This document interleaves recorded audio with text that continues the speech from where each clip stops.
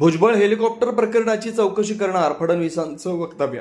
देवेंद्र फडणवीस म्हणाले की आज राज्य सरकारच्या वतीनं महात्मा ज्योतिराव फुले यांच्या द्विशताब्दी वर्षाची सुरुवात करण्यात आली. ही अत्यंत आनंदाची गोष्ट आहे.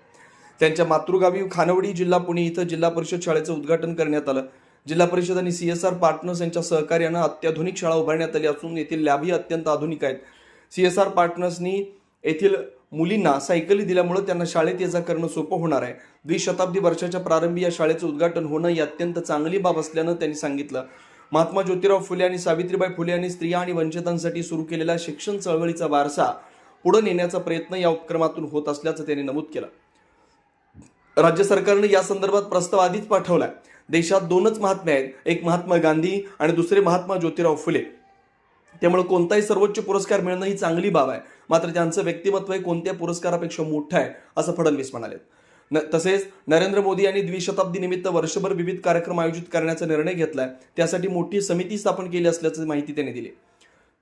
छगन भुजबळांच्या हेलिकॉप्टर लँडिंगवरती बोलताना ते म्हणतात, छगन भुजबळ यांच्या हेलिकॉप्टर लँडिंग बाबत फडणवीस म्हणाले, मला याबाबत सध्या काही माहिती नाही, मात्र मी याची निश्चित चौकशी करून घेईन. सुनेत्रा पवार यांची सुरक्षा महाराष्ट्र पोलीस खात्याकडून पूर्णपणे केली जाईल. यापूर्वी पोलीस खात्याने चांगली कामगिरी केली, त्यामुळे अशा प्रकारच्या कोणत्याही पत्राची चौकशी केली जाईल. त्यांना या आधीपासूनच सुरक्षा देण्यात आली आहे असं त्यांनी स्पष्ट केलं.